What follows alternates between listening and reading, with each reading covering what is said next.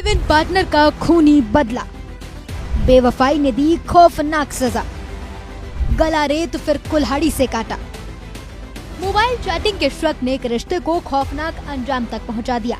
जौनपुर में live in relationship में रह रही युवती की हत्या का सनसनीखेज मामला सामने आया है। आरोप है कि प्रेमी ने पहले विवाद किया, फिर सुलह के बाद सो रही प्रेमिका की हत्या कर दी। इतना ही नहीं, पहचान छिपाने के लिए शव के टुकड़े कर अलग अलग जगहों पर फेंक दिए।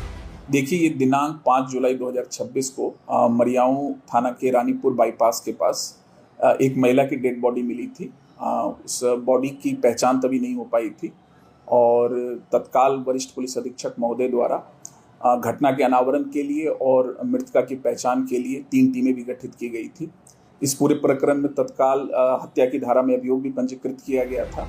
जौनपुर के मड़ियाओं इलाके में हुई इस वारदात ने हर किसी को दहला दिया है। गुजरात के भावनगर का रहने वाला हेमल खखरिया उर्फ दिलीप टीचर्स कॉलोनी में रहकर एसी मैकेनिक का काम करता था। इसी दौरान उसकी मुलाकात वाराणसी के बाबतपुर की रहने वाली रेशमा खान उर्फ सना से हुई। दोनों पिछले कुछ समय से लिव इन रिलेशनशिप में रह रहे थे, लेकिन इस रिश्ते में शक ने जगह बना ली थी। हेमल को सना का किसी दूसरे युवक से फोन पर बातचीत और चैटिंग को लेकर एतराज था। 4 जुलाई की रात एक छोटी सी बात ने बड़ा विवाद खड़ा कर दिया। हेमल ने सना से मोबाइल की चैट दिखाने को कहा, लेकिन सना ने इनकार कर दिया। इसी बात को लेकर दोनों के बीच कहासुनी हुई। हालांकि कुछ देर बाद दोनों के बीच समझौता हो गया और दोनों सोने चले गए। जो अभियुक्त द्वारा बताया गया है कि 4 तारीख को ही वो उसको लेकर मृतका को लेकर अभियुक्त यहाँ कस्बा मरियाऊं आ गया था और उन लोग ने आपस में एक संबंध भी बनाया था और बाद में जब मृतका सो गई थी तो उसने इसके मोबाइल को चेक किया था। मोबाइल चेक के करने के क्रम में उसने देखा कि कई लोगों से मृतका के बातचीत थे। इससे वो काफ़ी ज़्यादा नाराज हुआ और उसके बाद उसने जो उसके पास गनासा था उससे उसकी हत्या की और उसके अंग को भी काटा था, जो अलग अलग स्थानों पे उसने रखा था। बाद में जो इसकी निशानदेही के आधार पर वो अंग भी बरामद किए गए। लेकिन पुलिस के मुताबिक हेमल के मन में गुस्सा और शक खत्म नहीं हुआ था। आधी रात उसने सो रही सना पर हमला कर दिया और उसकी हत्या कर दी।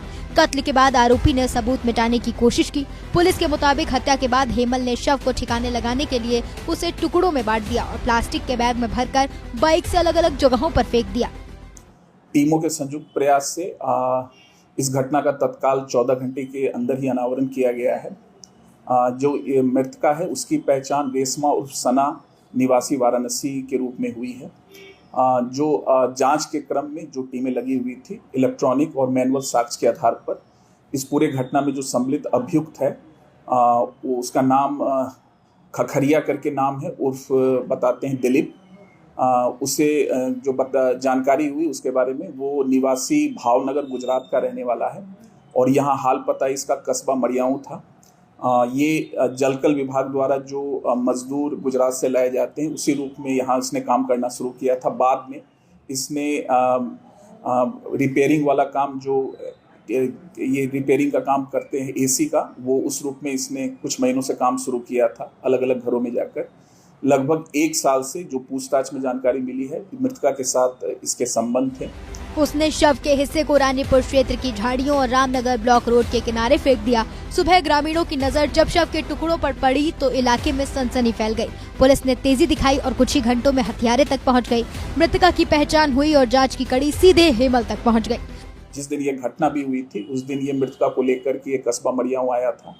बाद में उसके मोबाइल पे दूसरे व्यक्तियों से बातचीत के साक्ष्य को देखते हुए इन दोनों के बीच झगड़ा हुआ और बाद में अभियुक्त ने मृतका के साथ इस घटना को अंजाम दिया।